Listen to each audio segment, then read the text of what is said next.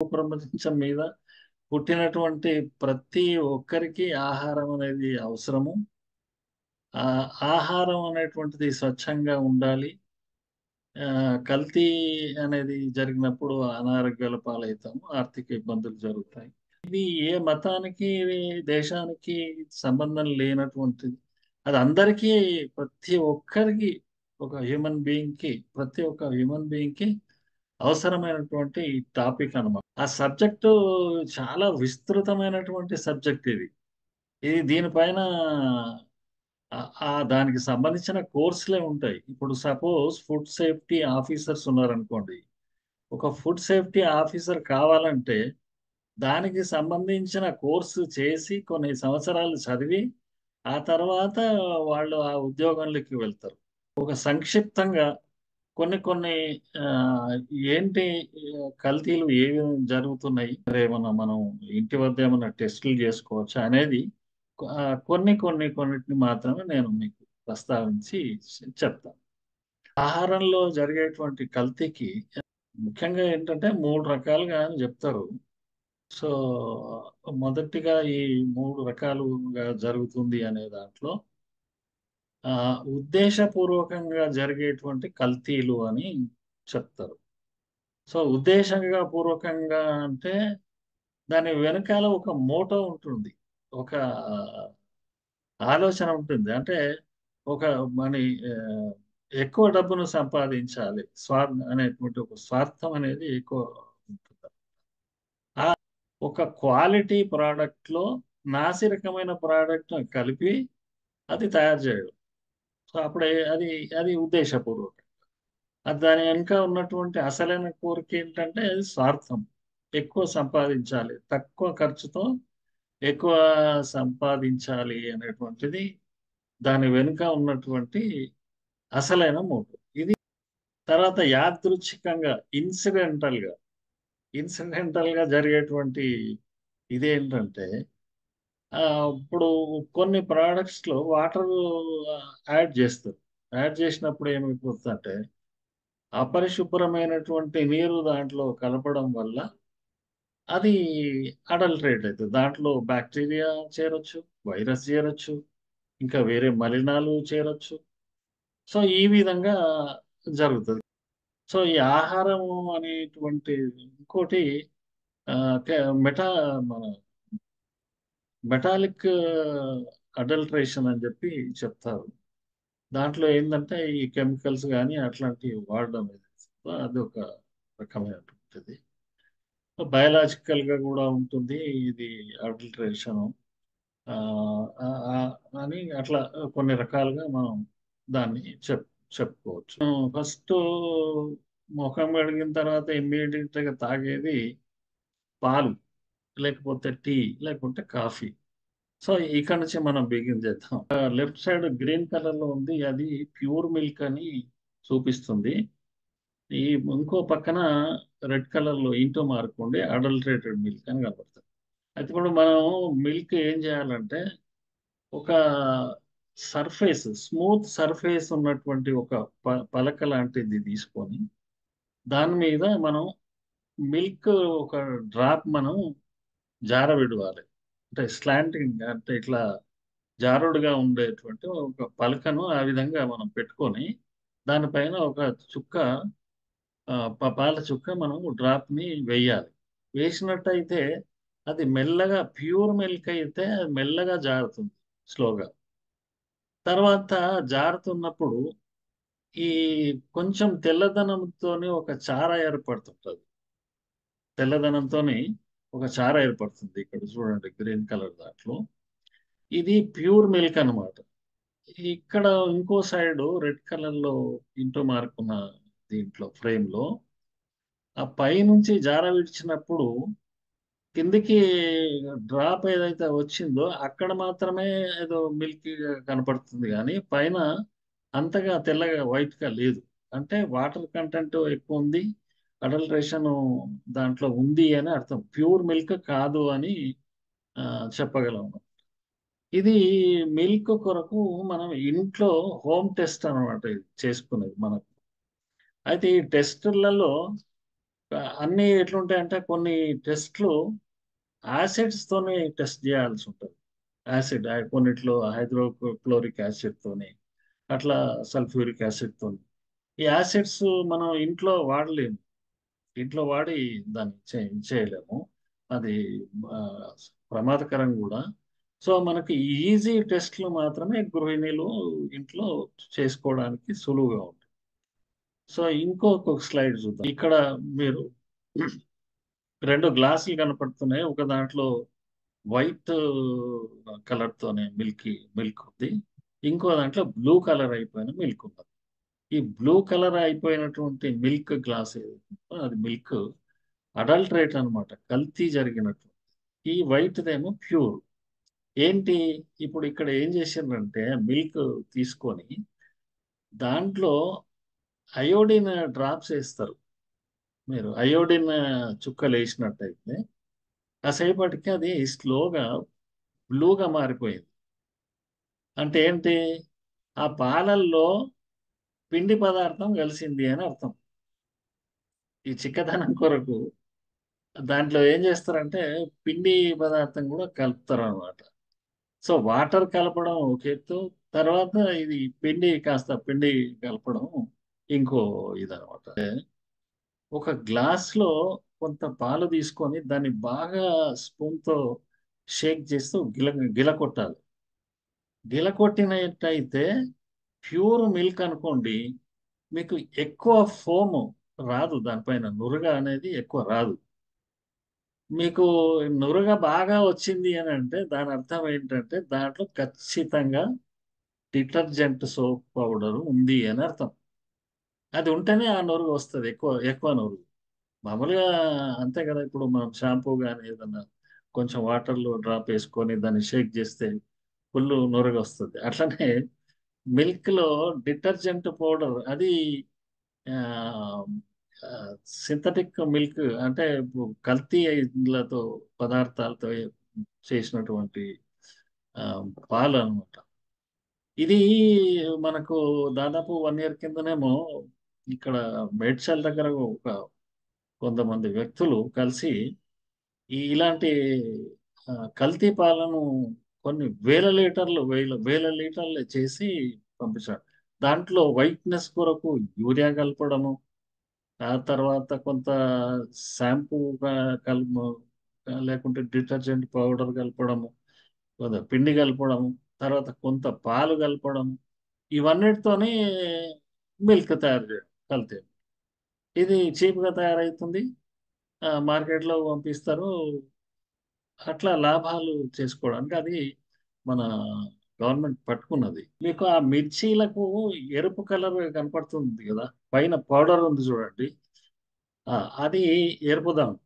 So ఈ మిర్చి బాగా రెడ్గా కనపడడానికి వీళ్ళు రోడమైన్ బి అనేటువంటి ఒక కెమికల్ డైని కలుపుతారు. రోడమైన్ బి, ఇది దాంతోనే ఇంకా రెడ్ కలర్ వస్తుంది. మనం ఏమనుకుంటాం అంటే అబ్బో మిర్చి పౌడర్ ఎంత బాగుంది, రెడ్ కలర్ లో ఉంది అది. సో ఇక్కడ మీకు స్క్రీన్ లో ఒక సైడ్ తేలింది కనపడుతుంది, ఇంకో సైడ్ లో ఏదో కలర్ అనేది కిందికి దిగుతున్నట్టుగా కనపడుతుంది.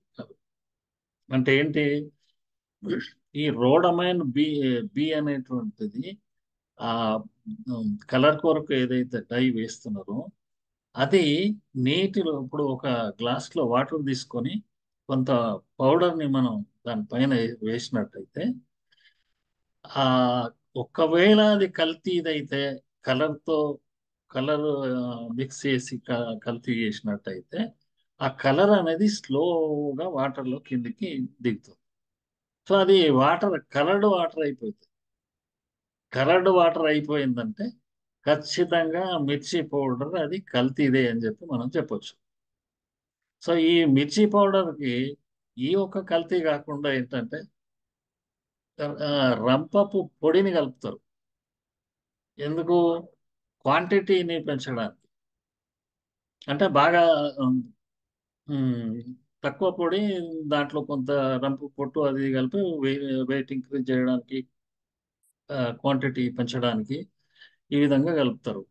మళ్ళీ ఆ రంప పొట్టు వీటన్నిటి కూడా కలరింగ్ కావాలి కదా! ఆ రోడమైన్ బితో వాళ్ళు దాన్ని కలరింగ్ చేస్తారు. సో, ఈ విధంగా మిర్చి పౌడర్‌ని కల్తీ చేస్తారు. ఇదే విధంగా మనం పసుపును కూడా టెస్ట్ చేయొచ్చు. పసుపు. ఈ పసుపుకు ఏం చేస్తారంటే మెటానిల్ యెల్లో అనేటువంటి ఒక కెమికల్ ఉంటుంది. అది కలరింగ్ డై. అదొక కెమికల్ డై. సో, అది ఇంకా పసుపు పచ్చదనాన్ని కల్పించేటువంటిది. Metanil yellow. దీన్ని కలుపుతారు దాంట్లో పసుపుకి. సో, ఆ కలరింగ్‌తోని మంచి పసుపు బాగుంది. చాలా బాగా అని చెప్పి మనం కొంటాం మార్కెట్‌లో.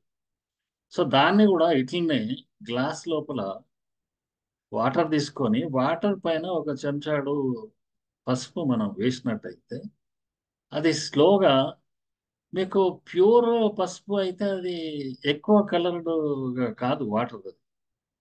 మీకు కలర్‌తోని కలర్ చేసినటువంటిది ఈ మెటానిల్ యెల్లోతో కలరింగ్ చేసినటువంటిది ఏదైతే ఉందో, అది దాని నుంచి ఆ కలరు వాటర్‌లో కలిసి వాటర్ అంతా పసుపు కలర్‌గా మారుతది. సో, దాంతో ఈ టెస్ట్‌తో మనం ఈ పసుపులో కలరు వాడారు అని చెప్పి మనం చెప్పుకోవచ్చు. అయితే ఈ కలర్స్ ఇవన్నిటిని డైస్ గురించి మాట్లాడినప్పుడు మనం చెప్పుకోవాల్సిందేంటంటే, ఇవి మనకి చర్మ వ్యాధులు కల్పించొచ్చు. లేకుంటే స్టమక్ సంబంధించిన వ్యాధులు హ్మ్. కలుగజేస్తాయి. సో, ఇట్లా అవి హానికరం. శరీరానికి చాలా హానిని చేసేటువంటివి అవి. మనం పాల తర్వాత మనం చెప్పుకోవాల్సింది యాక్చువల్‌గా షుగర్‌కి సంబంధించి. ఈ షుగర్‌ని గూడా కల్తీ చేస్తారు. అంటే క్వాంటిటీ పెరగడం, వెయిట్ పెరగడానికి కొరకు చాక్ పౌడర్ సుద్ద పొడిని కలుపుతారు. దీంట్లో షుగర్‌లో. ఈ సుద్ద పొడి ఎప్పుడైతే కలుపుతారో దాని వెయిట్ కొంచెం ఇంక్రీజ్ అయితుంది. క్వాంటిటీ ఇంక్రీజ్ అయితుంది. సో, దీన్ని మనం ఇంట్లోనే చూసుకోవచ్చు. ఒక ట్రాన్స్‌పరెంట్ గ్లాస్ తీసుకొని, వాటర్ తీసుకొని దాంట్లో ఈ కొంత షుగర్ వేసి మనం కలపాలి. కలిపినట్టయితే షుగర్ మొత్తం దాంట్లో కరిగిపోతది. అడుగు భాగాన మాత్రం ఈ చాక్ పౌడర్ మిగిలిపోతది. సో, దీంతోని మనం గుర్తుపట్టేదేందంటే, ఇది కల్తీ జరిగింది. షుగర్‌లో కల్తీ జరిగింది అని జెప్పి మనం అనుకోవాలి. మనం సాల్ట్ ఉంది గదా! సాల్ట్ గూడా అట్లనే కల్తీ జేస్తారు. సాల్ట్‌లో గూడా ఇ ఇలాంటి ఆహ్, గ పదార్థాలు కలుపుతారు. దాన్ని మనం గ్లాస్ వాటర్‌లో ఈ సాల్ట్ ఏసి బాగా కలిపినట్టయితే, సాల్ట్ దాంట్లో కరిగిపోతుంది. మిగతా దాంట్లో ఉన్నటువంటి చాక్ పౌడర్ లాంటి అట్లాంటి పౌడర్స్ అవన్నీ కిందికి అడుగు భాగంలో గ్లాస్ అడుగు భాగంలో మనకు కనపడతాయి.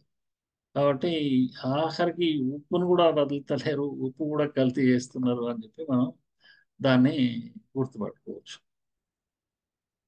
ఈ టీ పొడి ఏదైతే ఉందో, ఆ టీ పొడిని గూడా కల్తీ చేయడం జరుగుతది. ఈ టీ పొడికి ఏం చేస్తారంటే హ్మ్. ఈ వాడినటువంటి టీ పౌడర్‌ను తీసుకొచ్చి, దాన్ని కలరింగ్ జేసి మార్కెట్‌లో అమ్ముతుంటారు తక్కువ ధరకి. సో, త తక్కువ ధరకొస్తుంది కదా! అని కొనేస్తారు. దానిపైన ఎక్కువ ఆలోచన చేయరు. సో, అట్లా గూడా జరుగుతుంది. అంటే పెద్ద ఎత్తున అమ్మేటువంటి ఇప్పుడు టీ షాప్‌లో ఉంటుంది గదా! దాంట్లో వేస్ట్‌గా ఆల్రెడీ వాడినటువంటి పొడిని వాళ్ళు వాళ్ళ దగ్గర తీసుకొచ్చి దాన్ని ప్రాసెస్ జేసి మళ్ళీ దాన్ని కలరింగ్ జేసి ఆ టీ పొడిని అమ్ముతారు. దాన్ని కలరింగ్ జేసినప్పుడు సేమ్ అదే మనం అంతకుముందు వాటర్ టెస్ట్ ఏదైతే అనుకున్నామో ఇంట్లో ఆ వాటర్ టెస్ట్ లోపట పైన టీ పొడి వేసినట్టయితే కలర్ అనేది వాటర్‌లోకి దిగుతుంది. సో, అది క కలర్ కలర్డ్‌గా అయిపోతాయి వాటర్ అంతా. సో, ఈ విధంగా మనం ఆ టీ పొడిని గుర్తుపట్టుకోవచ్చు. ఇంకా వెయిట్ కొరకు కొంత ఇనుప డస్ట్‌ని కలుపుతారు. ఇనుప రజను, ఇనుప డస్ట్‌ని కలుపుతారు. అంటే ఇవన్నీ వింటే ఆశ్చర్యం అనిపిస్తది. అదేంటి టీ పొడిలో ఇనుప రసాయనం కలపడం ఏంది? ఏ ఇనుప పౌడర్ కలపడం ఏంటి? అది అని అనిపిస్తుంది. ఇప్పుడు నేను చూస్తున్నప్పుడు, తెలుసుకున్నప్పుడు కూడా నాకు అట్లే అనిపించింది. అదేంటి ఇంత ఇంత జరుగుతుందా? నిజమే అది. సో, అది ఎట్లా అంటే మనం ఒక మ్యాగ్నెట్ తీసుకొని ఆ టీ పౌడర్‌లో తిప్పినట్టయితే, ఆ మ్యాగ్నెట్‌కి ఇనుప రసాయనం అతుక్కుంటది.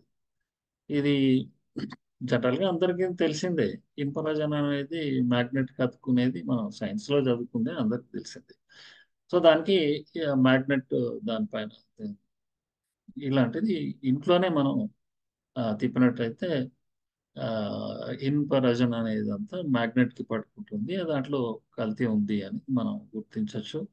అట్లాగే ఒక బ్లాటింగ్ పేపర్ గాని, టిష్యూ పేపర్ గాని కొంచెం తడిగా ఉన్నటువంటిది తీసుకొని దానిపైన కొంత టీ పౌడర్ మనం వేసినట్టయితే, ఆహ్, ఆ పేపర్ ఏదైతే ఉందో కలర్డ్‌గా మారుతుంది. మీకు ఈ పిక్చర్‌లో కనపడుతున్నది చూడండి. తడిగా ఉన్నటువంటి పేపర్‌లో ఈ కలరు అతుక్కున్నది చూడండి ఇక్కడ.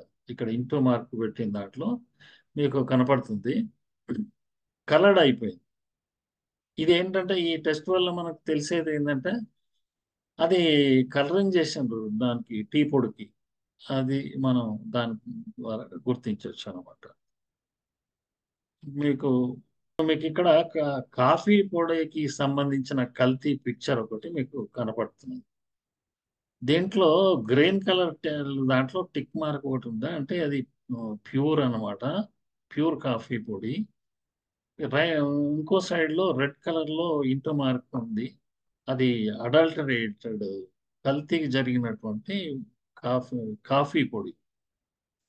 ఏంటిది ఎట్లా?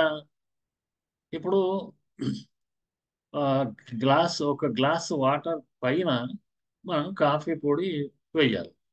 కాఫీ పొడి వేసినట్టయితే మీకు అదంతా కలర్‌గా మారితే గనక దాంట్లో చిక్కరీ పౌడర్ అనేటువంటిది కలిసింది అని అర్థం. చిక్కరీ అనే చిక్కరీ అనేటువంటి ప్లాంట్ ప్లాంట్ నుంచి దాన్నేం జేస్తారంటే వేర్లు ఆ వేర్లను చిక్కరి వేర్లను రోస్ట్ చేసి దాన్ని పౌడర్ జేసి ఈ కాఫీ పొడిలో కలుపుతారు. సో, అట్లా దాని క్వాంటిటీ పెరుగుతది. దాని కొరకని కలుపుతారనమాట. ఈ టెస్ట్ ఈ హో ఇంట్లోనే జేసుకోవచ్చు. కాఫీకి సంబంధించింది. ఇది కాఫీ పొడికి సంబంధించినటువంటి కల్తీ. మీకు కనిపించే దాంట్లో ఇది ఘీ కల్తీ జరిగిన నెయ్యి. ఇది కల్తీ జరిగిన నెయ్యి. ఇక్కడ చూపిస్తది.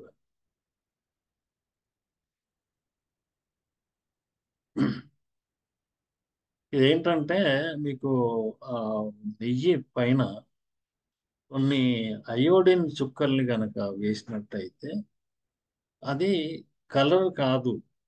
అది కలరింగ్ గాదు. అది అట్లే కనపడుతుంటది. ఇక్కడ గ్రీన్ టిక్ వచ్చింది మీరు గమనించండి. ఆ డ్రాప్స్ మీకు కనపడుతున్నాయి గానీ, ఇంకా స్ప్రెడ్ అయ్యి అక్కడ ఏం జరగలేదు. కానీ ఇంకో side red colour into mark ఉన్న దగ్గర మీకు కింద దాని పైన బ్లూ కలర్‌ది కనపడుతుంది. Blue, bluish.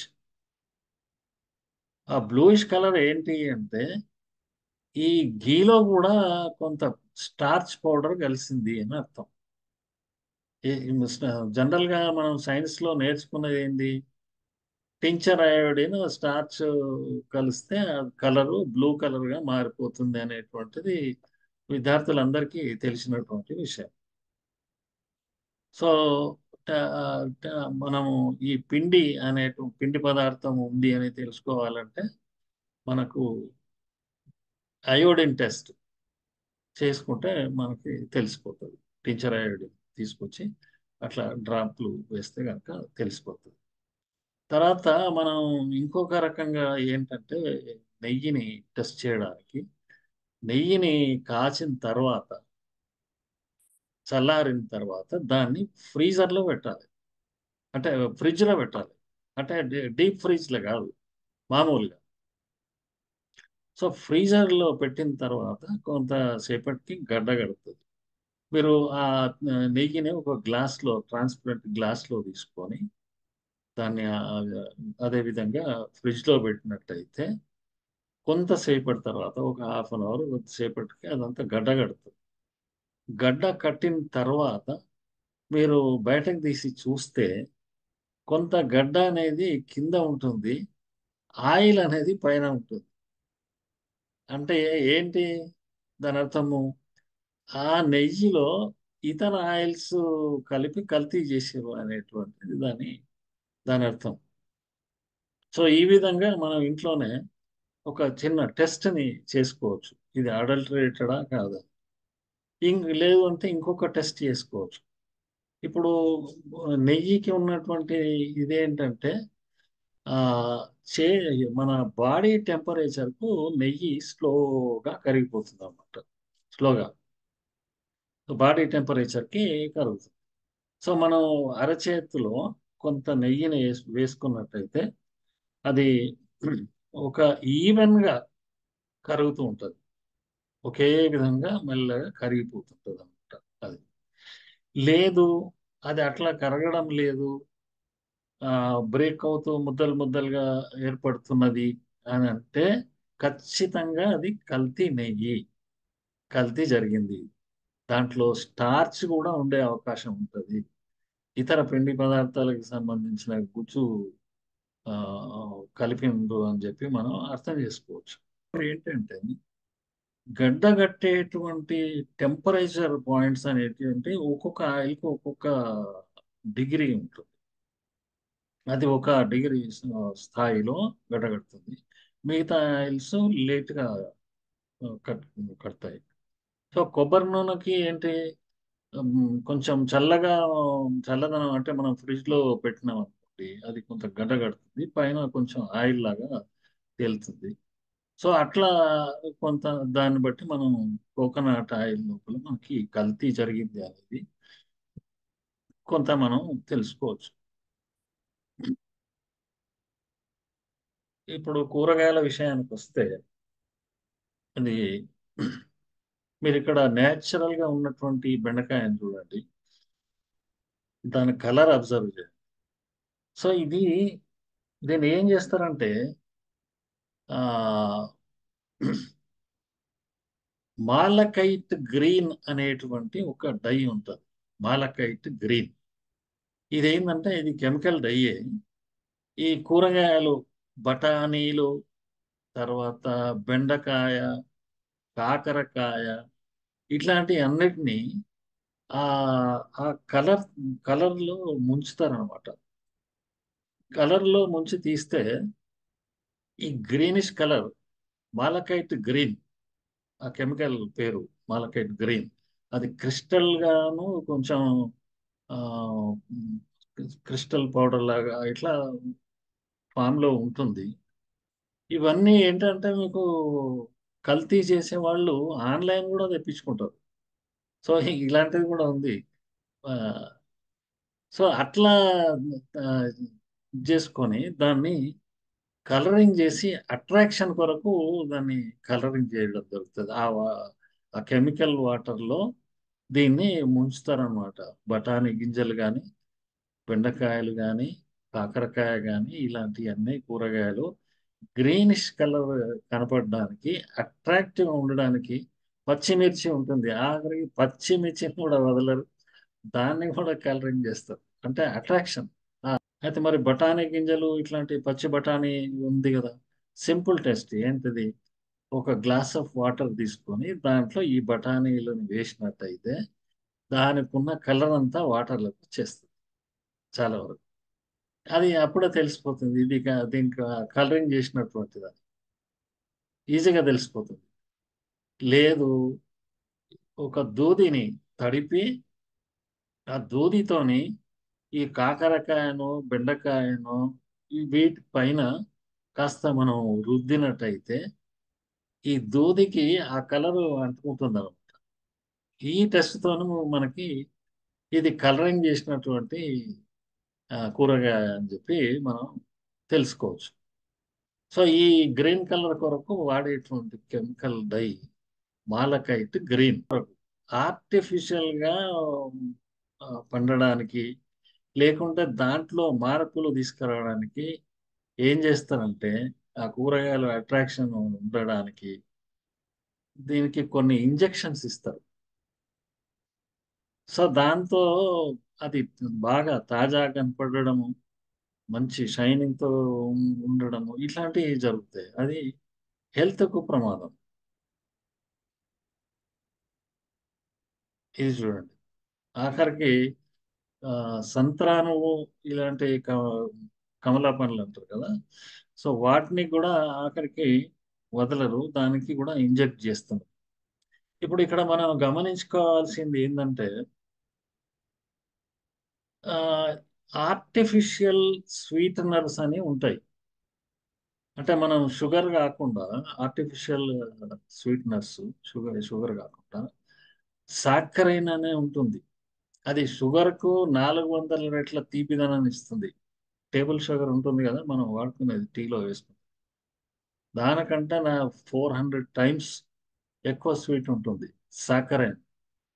ఆ సాకరైన్ సొల్యూషన్ కూడా ఇంజెక్ట్ చేస్తారు.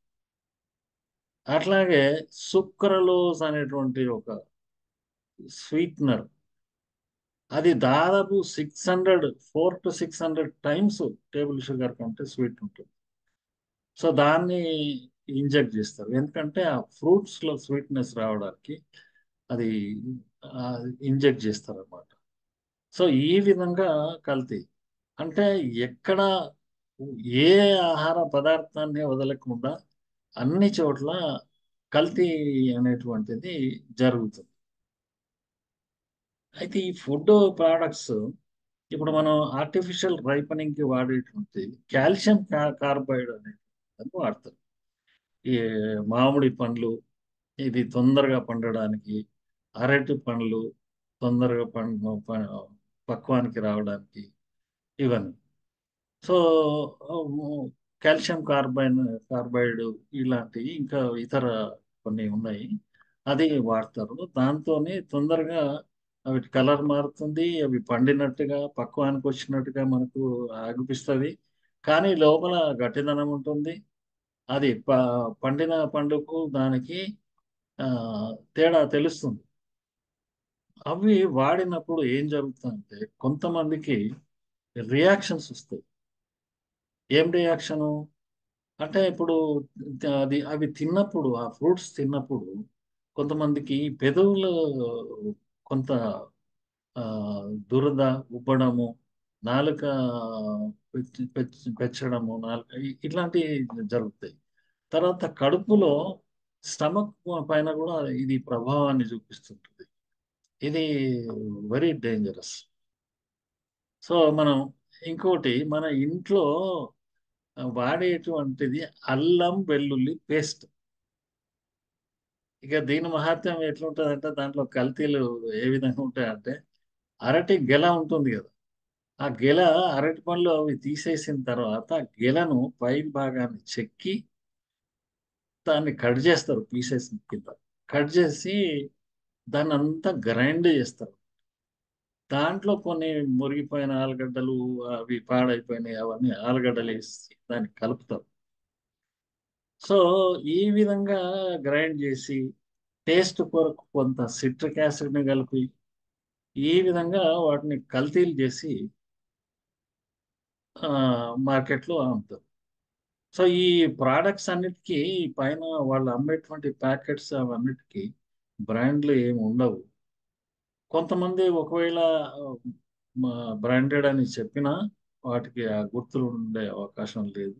ఉందో దీన్ని మీకు ఎరిథ్రోసిన్ అనేటువంటి ఇంజెక్షన్ ఇచ్చినట్టయితే, ఇంజెక్ట్ చేస్తే రెడ్డిష్ ఇది వస్తుంది అనమాట. ఎరుపుదనం, మంచి ఎరుపుదనం వస్తుంది ఎరిథ్రోసిన్. ఈ ఎరిథ్రోసిన్ ఇంజెక్షన్ ని వాటికి వాటర్ మిలాన్కి ఇస్తారు.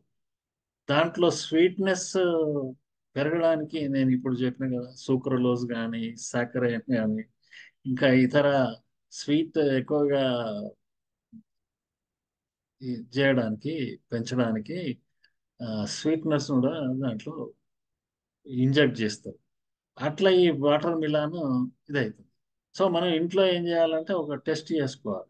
ఒక టిష్యూ పేపర్, బ్లాటింగ్ పేపర్ తీసుకొని వచ్చి, ఈ ఇప్పుడు రెండు ముక్కలుగా మనం కట్ చేసినాము, దాని మధ్య భాగంలో ఈ పేపర్తో కాస్త రుద్దాలి, దాన్ని అద్దాలి, అద్దుతూ ఉండాలి. సో అది కలరింగ్ జరిగితే గనక ఎరిథ్రోసిన్ ఇంజెక్షన్ ఇచ్చి దాంతో కలరింగ్ చేసిన అది మీకు ఆ పేపర్ మీ పైన కలరింగ్ అనేది వచ్చేస్తుంది. ప్యూర్గా ఉండి ఏ కల్తీ లేకుండా ఉంటే ఆ వాటర్ మిలాన్ మీరు అద్దినా కూడా ఆ పేపర్కి కలర్ ఏం రాదు. సో ఇదొక చిన్న టెస్ట్, ఇంట్లో మనం చేసుకోగలిగినటువంటి ఈ టెస్ట్ అన్నమాట. ఇక్కడ ఫుడ్ అడల్టరేషన్ అండ్ సేఫ్టీ గురించి ఈ టమాటోస్ అవి ఉన్నాయి చూడండి, వాటికి ఇంజెక్షన్లు ఇస్తాం. ఇక్కడ ఏం జరుగుతుందంటే కొన్ని ఆ సైజు పెరగడానికి కూడా ఇంజెక్షన్లు ఇస్తాం. అంటే బాగా పెరిగిపోతుంది. ఇప్పుడు సోరకాయ ఉందనుకోండి, సోరకాయలు కానీ, బీరకాయలు కానీ, ఈ టమాటాలు కానీ, వాటి సైజ్ ఇంక్రీజ్ కావడానికి కొరకు ఇంజెక్షన్స్ ఇవ్వడం జరుగుతుంది. అట్లా సైజును పెంచడానికి, అధిక లాభాలు సంపాదించాలనే ఒక స్వార్థం, అధికమైనటువంటి స్వార్థం మనిషిలో ఉన్నటువంటిది ఏది ఉందో, ఇగో అది మనిషిని ఈ విధంగా అన్ని ఘోరమైన పనులు చేయిస్తుంది. బెండకాయలు. సో మనం అంతకుముందు బెండకాయల గురించి మనం మాట్లాడుకున్నప్పుడు నేచురల్ గా ఆ, ఉండేటువంటి ఎట్లా అనేది మనం చూసినాము, నేచురల్ గా ఉండేది. అదే మాలకైట్ గ్రీన్ అనే కెమికల్ డైతో ఆ, దాంట్లో ముంచి తీసినటువంటి బెండకాయ ఏ విధంగా గ్రీన్ ఉంటుంది అనేది. ఇప్పుడు మీకు మిరియాలు ఉన్నాయి అనుకోండి, మిరియాలు. ఈ మిరియాలలో జరిగే కల్తీ ఏ విధంగా ఉంటుందంటే, బొప్పాయి గింజలు ఉంటాయి కదా, దాన్ని ఎండబెడతారు. ఈ బొప్పాయి గింజలు ఎండబెట్టిన తర్వాత అది సేమ్ మిరియాల లాగానే ఆ, కనపడుతుంది. సో ఈ మిరియాలలో బొప్పాయి గింజల్ని కల్పిస్తారు. ఇక దానికి సింపుల్ టెస్ట్ ఏంటంటే, ఒక గ్లాస్లో వాటర్ తీసుకోవాలి, కొన్ని దాంట్లో మనం ఆ గింజలు వేయాలి, ఆ పెప్పర్ అనేటువంటిది కిందికి వెళ్ళిపోతుంది, బొప్పాయి గింజలు అనేది పైన తేలుతాయి. అది ఖచ్చితంగా కల్తీ, ఇది జరిగింది, పెప్పర్లో కల్తీ జరిగింది అనేది మనం గుర్తుపట్టడానికి వీలైంది. ఆవాలలో కూడా కల్తీ ఉంటుంది. అది ఎట్లా? ఆర్జిమోన్ అనేటువంటి ఒక ఆ, చెట్టు నుంచి వచ్చిన గింజలు ఉంటాయి. దాదాపు కొంచెం ఆవాలను పోలి ఉంటుంది, ఆ సైజును పోలి ఉంటుంది. కాకపోతే కొంత డిఫరెన్స్ ఉంటుంది. ఆవాలేమో కొద్దిగా స్మూత్ గా, అది ఇది దాని యొక్క సర్ఫేస్ స్మూత్ గా కనపడుతుంది. ఇది ఆర్జిమోన్ సీడ్ ఏదైతే ఉందో అది కొంచెం ష్రింక్ అయినట్టుగా కనపడుతుంది. కలర్ కొంచెం డార్క్ ఉంటుంది. దాంట్లో ఆవాలలో కలిసినప్పుడు మనం దాన్ని కొంచెం తీక్షణంగా మనం పరీక్షించినట్టయితే ఆ, ఎక్కువ కలరింగ్ తో ఉన్నటువంటి ఈ ఆర్జిమోన్ గింజలు మనం తెలుసుకోవచ్చు, ఐడెంటిఫై చేయొచ్చు. సో ఆవాలలో కూడా కల్తీ జరుగుతుంది. సో ఆవ నూనెలలో కూడా ఆర్జిమోన్ గింజలతో తయారు చేసినటువంటి ఆయిల్తో దాన్ని కల్తీ చేస్తారు. సో ఇట్లా కల్తీ అనేటువంటిది జరుగుతుంది. కొన్ని ఆహార ధాన్యాలలో ఆ డస్ట్, చెత్త, అది ఇది అంతా ఉంటుంది. ఆ, మట్టి గడ్డలు ఉంటాయి, లేకుంటే స్టోన్స్ అవి చిన్న చిన్న స్టోన్స్ అవి ఉంటాయి. ఇదంతా కల్తీయే ఇవన్నీ. స్వీట్స్ సంబంధించింది. స్వీట్స్ అవి మనం చూస్తాం కదా, మిఠాయిలకు చూసినట్టయితే పైన ఒక పొర ఉంటుంది. అది మనం సిల్వర్ పొర. యాక్చువల్గా ఏంటంటే స్వీట్స్ పైన వేసేది సిల్వర్ పొర. లై చాలా పల్చనైనటువంటి పొరను అద్దె ఉంచుతారు. దీనికి ఆల్టర్నేటివ్ గా అల్యూమినియం కి సంబంధించిన ఫాయిల్ వాడతారు. అది సో దీనికి ఏంటంటే టెస్ట్ ఏంటంటే, ఆ పైన ఉన్నటువంటి లేయర్‌ను తీసి, ఒక స్పూన్‌లో తీసుకొని మనం వేడి చేసినట్టయితే, సిల్వర్ అనేటువంటిది మొత్తం కరిగి అదొక లిక్విడ్ దీనిలాగా తయారైతది. అది ఒకవేళ లేదు అది సిల్వర్ కాదు అల్యూమినియంకి సంబంధించింది అన్నప్పుడు, అల్యూమినియం యొక్క యాష్ దాంట్లో స్పూన్‌లో ఏర్పడతదనమాట. అల్యూమినియంకి సంబంధించింది. ఈ విధంగా మనం ఇంట్లోనే టెస్ట్ చేసుకోవచ్చు. తర్వాత ఎక్కువ మీకు అందరికీ తెలిసిందే ఈ కోవా అవి ఇవి చేసినప్పుడు దాంట్లో స్టార్చ్ గూడా కలుపుతారు. ప్యూర్ మిల్క్ అని గాకుండా కొంత స్టార్చ్ పౌడర్‌ని గూడా కలుపుతారు పిండి పదార్థాలు. అది ఇంగ ఆ విధంగా దాన్ని కల్తీ చేసి అమ్ముతారు. ఇంకా స్వీట్‌లను గూడా కలరింగ్ జేస్తారు. రకరకాల కలర్‌లో ఆకర్షణీయమైన కలర్స్‌లో దాన్ని కనపడతాయి. సో, ఇట్లా కలర్ చేసినటువంటి వాటిని మనం తినగూడదు యాక్చువల్‌గా. అది ఆరోగ్యానికి మంచిది కాదు. ఇప్పుడు ఫిష్ ఉంది గదా! ఫిష్ ఇది తాజాదా? కాదా? అని జెప్పి మనం గుర్తుపట్టాలి అంటే, అంటే నాన్ వెజిటేరియన్ వాళ్ళకి చెప్ప చెప్పేదేంటంటే, మీరు ఒకవేళ ఫ్రెష్ అయినట్టయితే, మీరు దాన్ని నొక్కినట్టయితే, అది మళ్ళా ఎప్పటి పొజిషన్‌లో వస్తది. అంటే ఇప్పుడు మనము బాడీలో ఏదో కాల్లో నీరు నిండిందనుకోండి. అది నీరొచ్చింది అనుకుంటాం. మనం నొక్కి చూస్తాం. నొక్కి చూస్తే అది ఒక గుంట అట్లనే ఉంటే, ఇదంతా నీరు నిండింది, నీరొచ్చింది కాలుకు అని అట్లా మనం అనుకుంటాం. ఏ భాగంలో అయినా గాని. అట్లా జరుగుతాయి. అట్లనే చేప ఫ్రెష్ ఉంటే ఏందంటే, మనం నొక్కిన తర్వాత యాస్ ఇట్ ఈజ్ పొజిషన్‌కి ఉంటది. అదే తాజాగా అంది ఎప్పుడో దాన్ని చనిపోయింది ఉంటే నొక్కినప్పుడు ఆ గుంట తొందరగా అది రాదు. అట్లనే ఉంటది. సో, అట్లా తాజాదనాన్ని గుర్తించడానికి మీట్‌ను ఆ విధంగా సీ ఫుడ్‌ని గుర్తిస్తారు. అట్లాగే మాంసముకు సంబంధించింది ఏందంటే, ఇప్పుడు మేక మాంసంలో ఇతర జంతువుల మాంసాన్ని కల్తీ జేయడం. ఇంగ ఇదొక గమ్మత్తుంటది. కుక్క మాంసం కలపడం, తర్వాత బీఫ్ మాంసాన్ని కలపడం ఇవన్నీ జరుగుతుంటాయి. సో, మనకి అట్లా కాకుండా మనం మార్కెట్‌లో అంటే ఇదంతా ఇట్లనే జరుగుతుందని గాదు గానీ, రెస్టారెంట్‌లలోకి వెళ్ళినప్పుడు జరిగే అవకాశాలుంటాయి. హోటల్స్‌లో, రెస్టారెంట్‌లో ఇట్లా కల్తీ అంటే వాళ్ళు ఏమి వేస్తుండ్రనేది తెలియదు. దానికి మంచి మసాలాలు అవన్నీ కలిపి తయారు జేస్తారు. కాబట్టి మనకి అక్కడ తెలియదు. మార్కెట్‌లోకెళ్ళి మనం నాన్ వెజ్ తీసుకొచ్చుకుంటప్పుడు మనం కళ్ళతోని చూస్తాం గాబట్టి అక్కడ కల్తీ అనేది ఇట్లా జరగదు. ఏం సమస్యలొస్తాయి దీంతోని? ఏం సమస్యలు ఏముంది ఇంగా కల్తీ ఆహారంతోని వచ్చేదే అనారోగ్య సమస్య వస్తది. హ్మ్. అనారోగ్యం ఇప్పుడు శరీరంలో మార్పులు జరుగుతాయి. తర్వాత హెల్త్ పాడైపోతది. హ్మ్. కన్జ్యూమ్ చేసిన తర్వాత ఏదైతే ఆహారాన్ని మనం తింటామో, అది కడుపులోకి పోయిన తర్వాత ప్రేవులకు సంబంధించినటువంటి బాధలు కలుగుతాయి. వామిటింగ్స్ గాని, వామిటింగ్ సెన్సేషన్ ఉండొచ్చు. తర్వాత వామిటింగ్ రావచ్చు. స్టమక్ పెయిన్ రావచ్చు. ఇవన్నీ విపరీతమైనటువంటి బాధలు కలుగుతాయి. తర్వాత అలర్జీస్ వచ్చేటువంటి అవకాశం ఉంటుంది. కొన్ని నూనెలు అది ఇమ్మీడియేట్‌గా కల్తీ గనక ఉంటే గనక ఇమ్మీడియేట్‌గా మన బాడీలో ర్యాషొస్తది. దద్దుర్లొచ్చేస్తాయి. ఈ విధంగా అది ఆయిల్స్ చూయించేటువంటి కల్తీ ప్రభావం అది. ఇంకొకటి ఇండస్ట్రియల్ వేస్ట్ ఏదైతే ఉందో, ఇండస్ట్రియల్ అంటే ఇప్పుడు ఇండస్ట్రీస్ నుంచి వచ్చేటువంటి వేస్ట్‌ని పంపడానికి అది వాటర్‌లోకి వదులుతారు. చెరువుల్లోకో, గుంటల్లోకో దానికి నదుల్లోకో వదులుతారు. అప్పుడు ఏమైతదంటే ఈ ఇండస్ట్రియల్ వేస్ట్‌లో మనకు మెర్క్యూరీ ఉండేటువంటి అవకాశం ఉంది. ఈ విధంగా మరి అది ఆటోమేటిక్‌గా వాటి చేపలు వాటికి బాడీలోకి వచ్చేస్తుంది.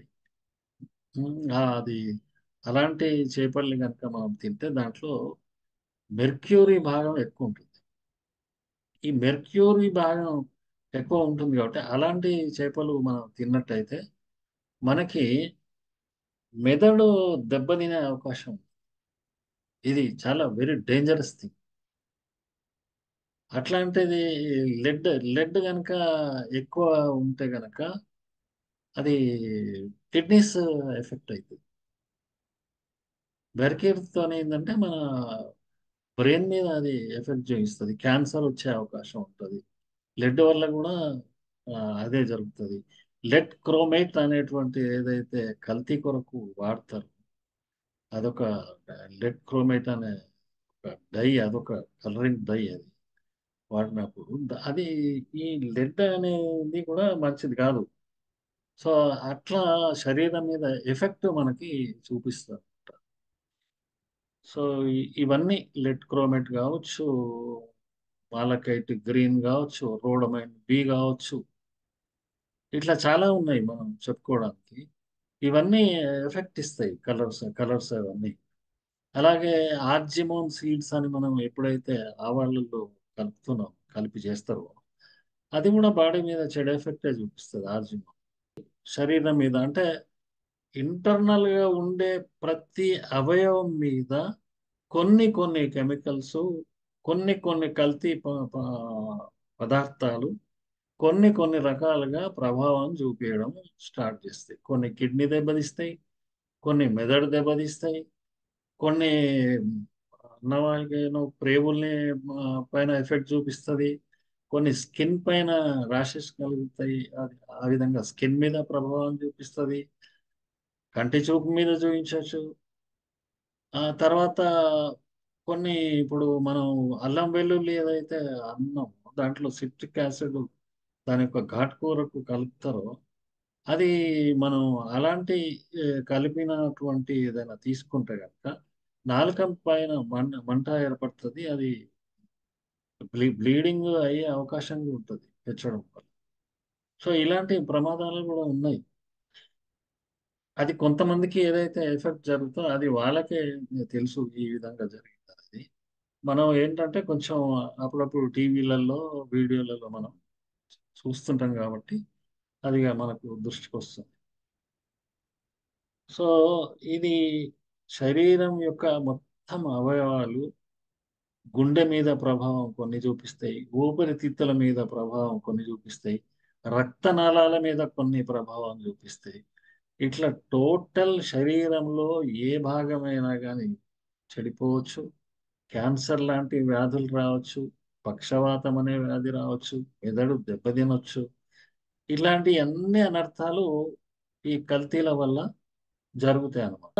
ఒక సమస్య ఉంది, ఏంటంటే ముఖ్యమైన సమస్య. ఈ హెల్త్ పాడైనప్పుడు మనం ఏం చేస్తాము? వైద్యానికి కొరకు మనం ఆసుపత్రులకు వెళ్తాం. ఆసుపత్రిలో టెస్ట్లకు డబ్బులు కావాలి, డాక్టర్ ఫీజుకు డబ్బులు కావాలి.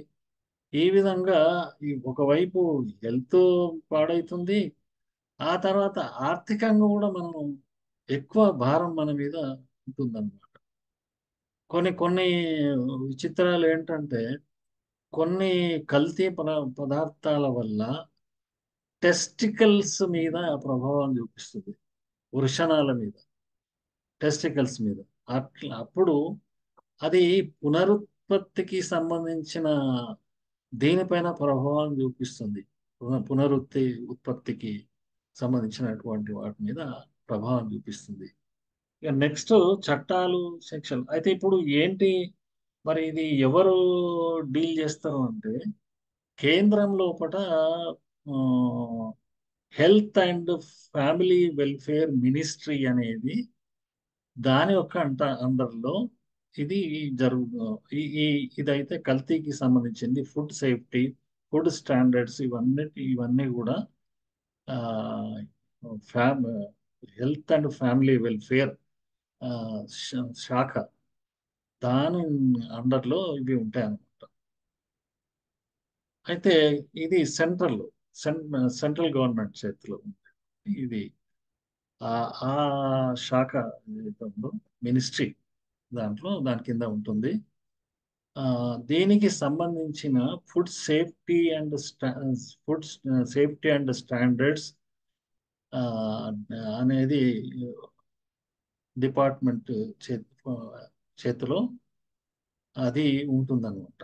యాక్చువల్గా ఏంటంటే 1954లో మనకి ఒక యాక్ట్ అనేది ఏర్పడ్డది.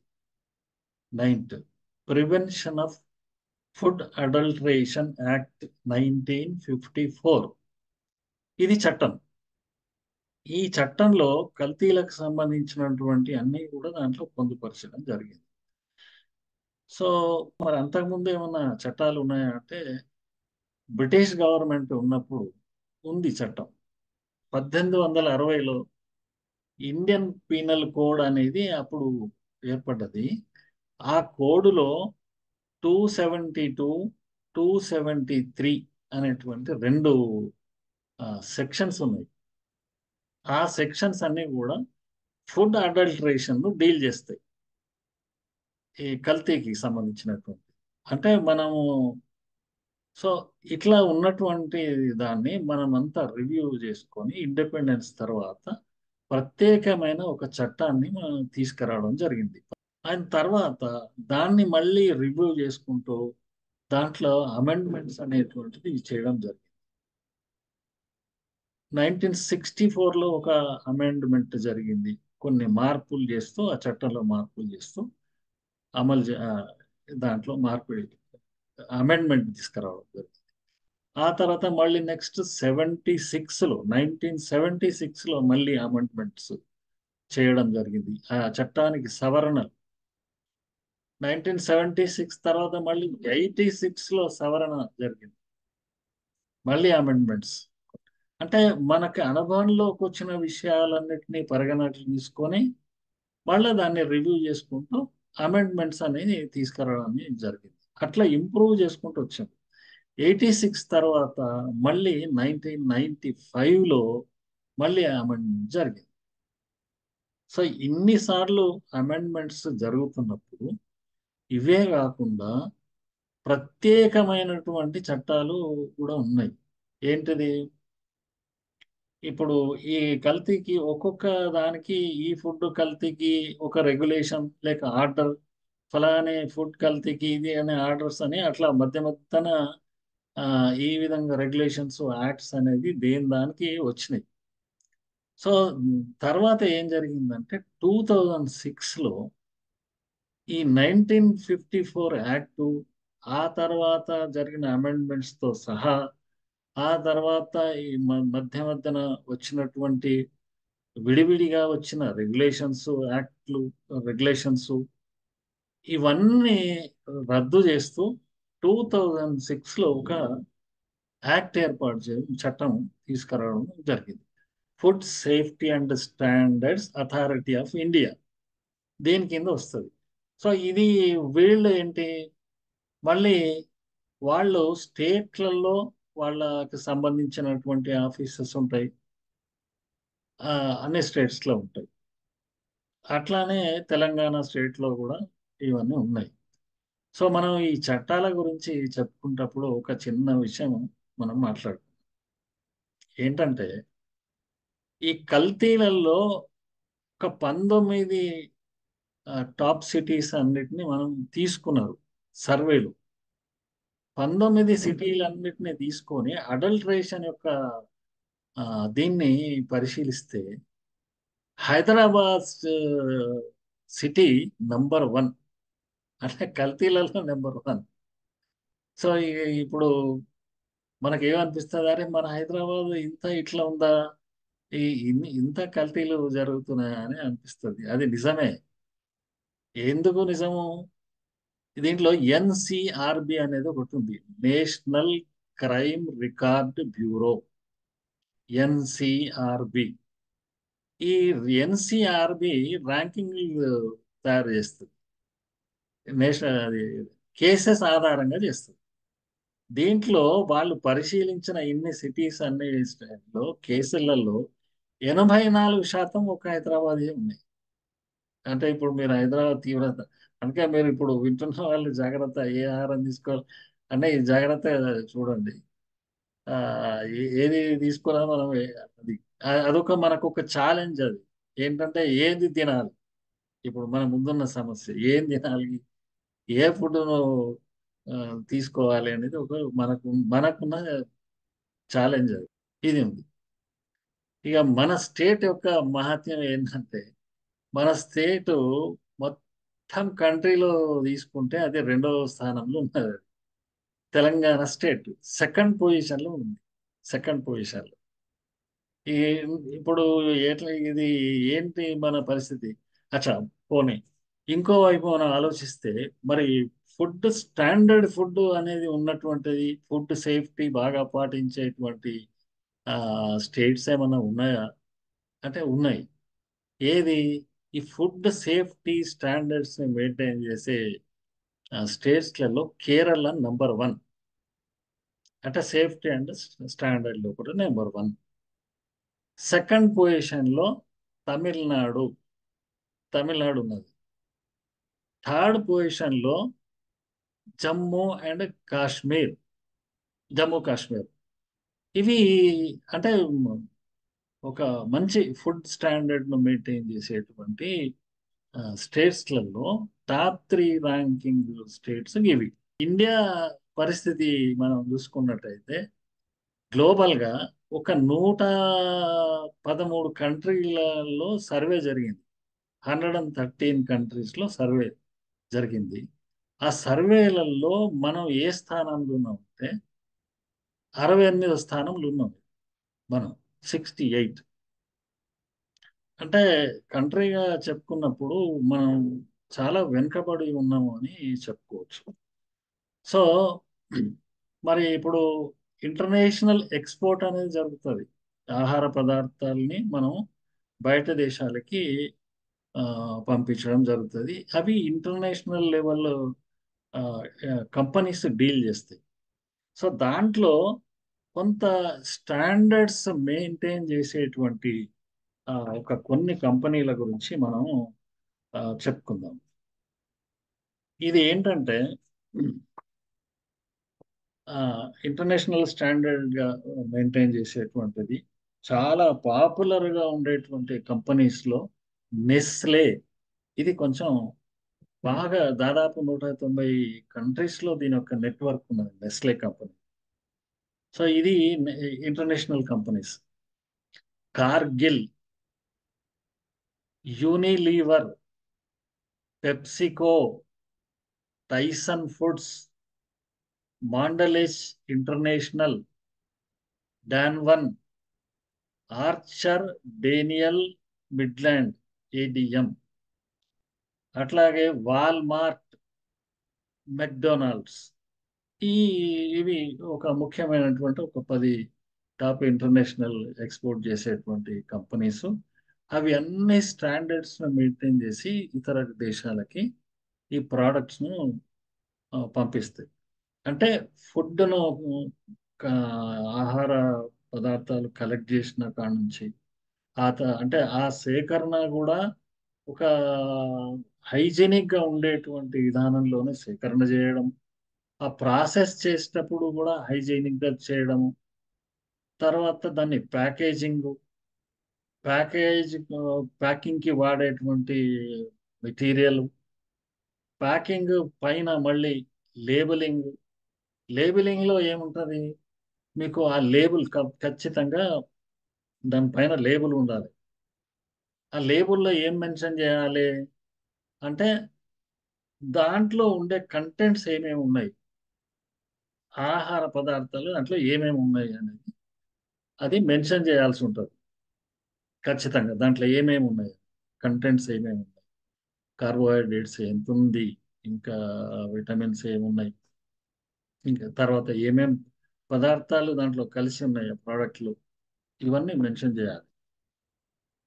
అయితే ఈ సర్టిఫికేషన్ చేసేటివి కొన్ని ఉన్నాయి. FSSAI, FSSAI, food standards and safety authority of India, FSSAI. దానిపైన ఈ ఎఫ్ఐ గుర్తుంటది. ఈ లేబుల్ మనం కొనేటప్పుడు కూడా మనం లేబుల్ చూసుకొనే కొనాలి. తర్వాత అదే అగ్రికల్చర్ ప్రోడక్ట్ అయితే గనక అగ్మార్క్ ఈ ఈ ముద్ర ఉంటది. ఎఫ్ఐ ఎఫ్ఐ ముద్ర ఒకటి. తర్వాత అగ్రికల్చర్ ప్రోడక్ట్స్ కనుక అయితే అగ్మార్క్ ఉంటుంది. ఇవి రెండు మార్క్స్ మనకు మన ప్రోడక్ట్స్ మీద మనకి కనపడుతుంటాయి. సో అది పరిశీలన చేయాల్సిన అవసరం ఉంటుంది మనం కొనుగోలు చేసినప్పుడు. ఇవన్నీ చేయాల్సినవి. ఇప్పుడు కొంత చట్టాల గురించి చెప్పుకున్నాము. తర్వాత ఈ ప్రోడక్ట్స్ ఇవి ఏంటంటే ఇప్పుడు ఎక్కడి నుంచి మొదలవుతుంది? ఆహారాన్ని సేకరించేటప్పటి నుంచి ఈ ఆహారం సప్లై చైన్ నడుస్తుంది. ఆ సేకరించే విధానం కూడా దాన్ని ఇప్పుడు ఆ పదార్థాలు సేకరించిన తర్వాత ఒక హైజీనిక్ కండిషన్ లోనే వాటిని సేకరించాలి. వాటిని ప్రాసెసింగ్ కూడా అట్లే జరపాలి. అలా మంచి ప్యాకింగ్ అనేది ఉండాలి. దాంట్లో అన్ని రూల్స్ అండ్ రెగ్యులేషన్స్ అన్నిటినీ ఈ ఎఫ్‌సై ప్రకారంగా, అగ్మార్క్ ప్రకారంగా అన్ని స్టాండర్డ్స్ తో తయారు చేసి వాటి యొక్క అనుమతి కూడా మనం పొందాల్సి ఉంటది. బిజినెస్ దారులు ప్రోడక్ట్ ఉత్పత్తి చేసేవాళ్ళు పొంది దాన్ని చేయాల్సి ఉంటుంది. సో ఇన్ని లేబులింగ్ నుంచి పెడితే ఇట్లా అన్ని ప్రతిదీ ప్యాకింగ్ ఎవ్రీథింగ్ దీంట్లో ఎన్నో అంశాలు ఉంటాయి. ఒక ఆహారపు చైన్‌లో ఆహార సప్లై చైన్‌లో ఇవన్నీ భాగాలు. ఈ విధంగా ఒక్కొక్క స్టేజ్ దాటుకుంటూ, దాటుకుంటూ ఆ చివరికి ప్రోడక్ట్ రిలీజ్ అయ్యి, ఆ తర్వాత మార్కెట్‌లోకి వెళ్తుంది. ఇప్పుడు మనము లోకల్ మార్కెట్‌లలో చూసినట్టయితే కన్ఫెక్షనరీస్ ఉంటాయి. ఈ కన్ఫెక్షనరీస్ ఏంటి ట్రాన్స్పరెంట్ ప్లాస్టిక్ దాంట్లో ప్యాక్ చేసేసి షాప్‌లో ఇచ్చేస్తారు. సో, అది ఇచ్చిన తర్వాత 1, 2 రోజులలో ఈ కన్ఫెక్షనరీ అంటే ఇప్పుడు పకోడీ కావచ్చు, ఇట్లా మన దాల్‌మోటి ఇట్లాంటివి అవి ఇవన్నీ చేస్తారు కదా! చేకోడీలు ఇలాంటి మిక్స్చరు ఇట్లాంటి మూంగ్ దాల్. సో, ఇవన్నీ ప్యాక్ చేసి షాప్‌లోకి పంపిస్తారు. షాప్‌లో 1, 2 రోజులలో వాళ్ళు జేస్తారు. వాళ్ళకి అట్లా కంటిన్యూయస్ సప్లై ఉంటది. సో, మరి అది దాంట్లో దానికి ఏంది రూలు? 1,00,000 వరకు గనుక టర్నోవర్ ఉంటే గనక అంత లోపట ఉంటే రిజిస్ట్రేషన్ జేసుకోవడం అనేది కంపల్సరీ అని ఒక నియమం ఉంది. రిజిస్ట్రేషన్ జేసుకోవాలి. 1,00,000 దాటి గనక టర్నోవర్ దాటి గనక వాళ్ళది ఉంటే గనక ఖచ్చితంగా దానికి సర్టిఫికేషన్ అనేది తీసుకోవాలి. రిజిస్ట్రేషన్ అయితే ఎట్లాగో ఉంటది గదా! అట్లాగే సర్టిఫికేషన్ గూడా చేయించుకోవాలి. సర్టిఫికేషన్ లేకుండా మనం ఆ టర్నోవర్ ఆధారంగా సర్టిఫికేషన్ లేకుండా ప్రొడక్ట్‌ని మార్కెట్‌లోకి రిలీజ్ చేయడానికి వీల్లేదు. సో, ఈ విధంగా సర్టిఫికేషన్ గూడా ఇంపార్టెంట్. దానికి కొన్ని నియమాలు, నిబంధనలు టర్నోవర్‌కు సంబంధించి ఒకటి రిజిస్ట్రేషన్ ఉంటుంది. ఆ తర్వాత టర్నోవర్ ఆ లిమిట్స్ దాటితే దానికి సర్టిఫికేషన్స్ కంపల్సరీ ఉంటాయి. సో, మన తెలంగాణ గవర్నమెంట్‌లో ఫుడ్ సేఫ్టీ డిపార్ట్‌మెంట్ అనేది చూసుకుంటుంది మన స్టేట్‌లో. మన స్టేట్ ఏంటంటే సేఫ్టీ ఆన్ వీల్స్ అనేటువంటి ఒక పథకాన్ని స్టార్ట్ చేసింది. ఆ పథకం కింద అంటే మొబైల్ టెస్టింగ్ కావచ్చు ఇవన్నీ ఆ విధంగా చర్యలు చేపడతారు. ఏంటి మనకి సవాళ్ళు అంటే ఆరోగ్యం అనేటువంటిది పాడైపోతుంది. ఇది మనకొక ఛాలెంజ్. హెల్త్‌కి సంబంధించిన ఛాలెంజ్ అన్నమాట. తర్వాత దీని యొక్క ఎన్ఫోర్స్‌మెంట్ అనేది సరిగ్గుండాలి. అమలు అనేది లా ఎన్ఫోర్స్‌మెంట్ అనేది సరిగ్గా ప్రాపర్‌గా జరగాలి. ఎన్ఫోర్స్‌మెంట్ వీక్ ఉన్నదిక్కడ. బలహీనమైనటువంటి ఎన్ఫోర్స్‌మెంట్ ఉంది. ఎందుకు ఉంది? అంటే రిసోర్సెస్ అనేది మన దగ్గర అంతగా లేవు. ఇన్‌ఫ్రాస్ట్రక్చర్ అనేటువంటిది సరిగ్గా లేదు.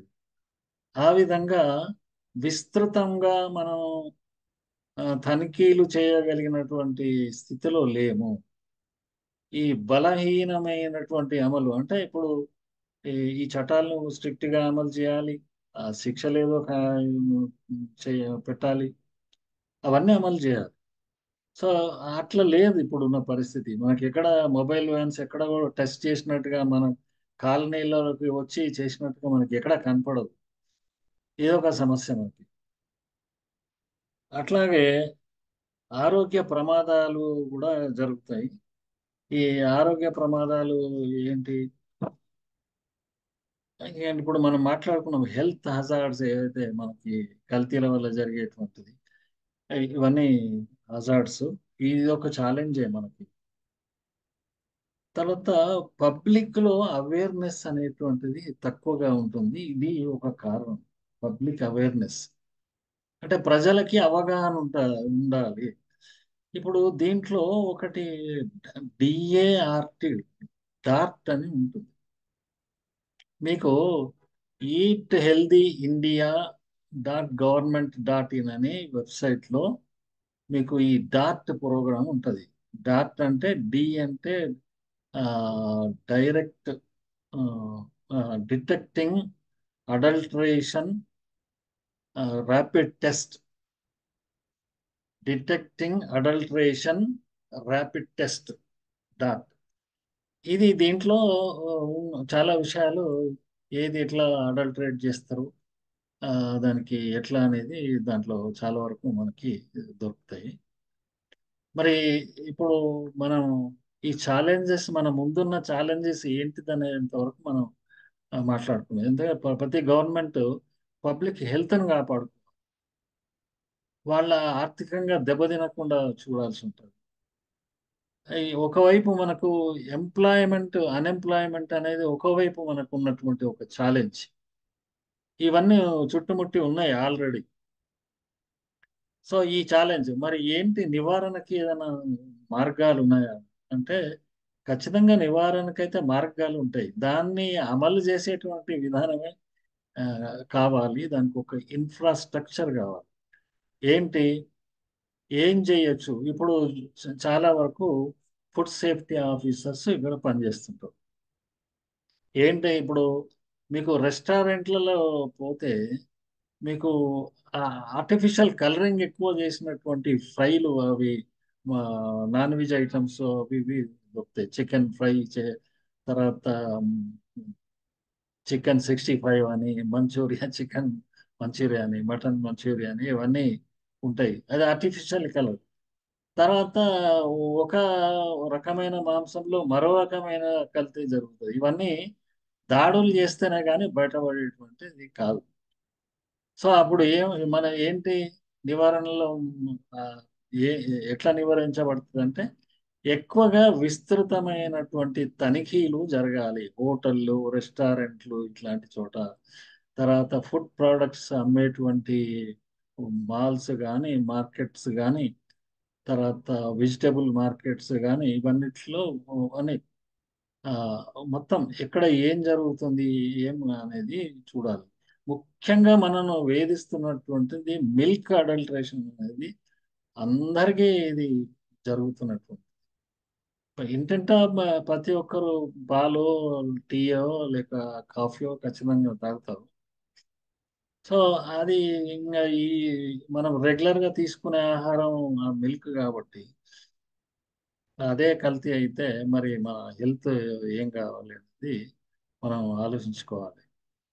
సో ఇదంతా కావాలంటే ఫుడ్ సేఫ్టీ ఆఫీసర్స్ ని ఎక్కువ పెట్టుకోవడము, దానికి టెక్నాలజికల్ గా కూడా కనిపెట్టడానికి ల్యాబొరేటరీస్ ని పెంచడము. అంటే ఇప్పుడు ఫుడ్ అడల్టరేషన్ ని ఈజీగా కనిపించేటువంటి, తర్వాత టెక్నాలజీ ఇంప్రూవ్మెంట్, టెక్నాలజీని పెంచుకోవాలి.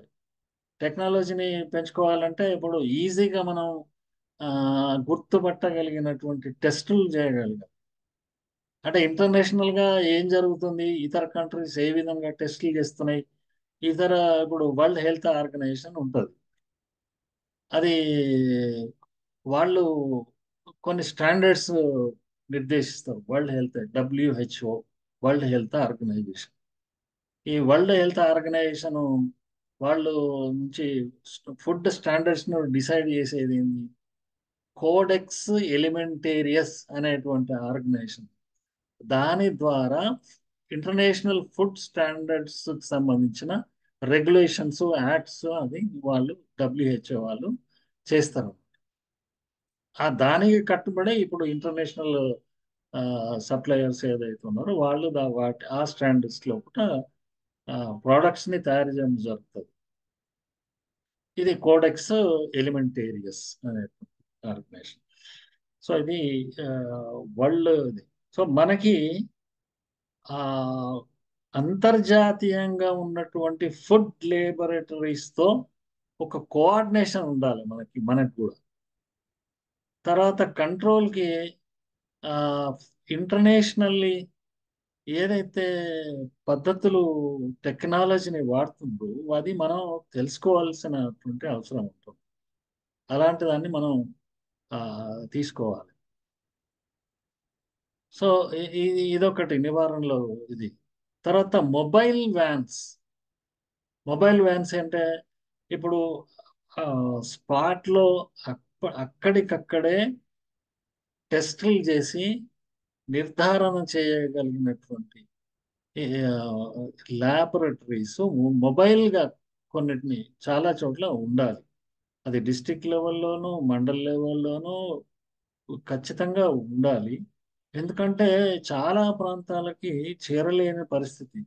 అతి తక్కువ ఇన్ఫ్రాస్ట్రక్చర్, అతి తక్కువ స్టాఫ్. ఇంత పెద్ద మహానగరం హైదరాబాద్ కంట్రోల్ చెయ్యలేని స్థితిలో మనం ఉన్నాము. హైదరాబాద్ సిటీ ఇండియాలోని 19 సిటీస్ లో క్రైమ్స్ లో నంబర్ 1 అంటే మనకి ఎంత షేమ్ఫుల్ ఇది. మనం ఎక్కడున్నాము, మన స్టేట్ ఎక్కడుంది, ఏంటి మన పరిస్థితి అనేది కొంచెం బాధ అనిపిస్తుంది కదా. సో నివారించాలంటే ఆ, ఎక్కువ మొబైల్ టెస్టింగ్ ల్యాబొరేటరీస్ అనేటువంటిది ఆ, అవసరమవుతాయి. సో ఇంతటితో నా ప్రసంగాన్ని నేను ముగిస్తున్నాను.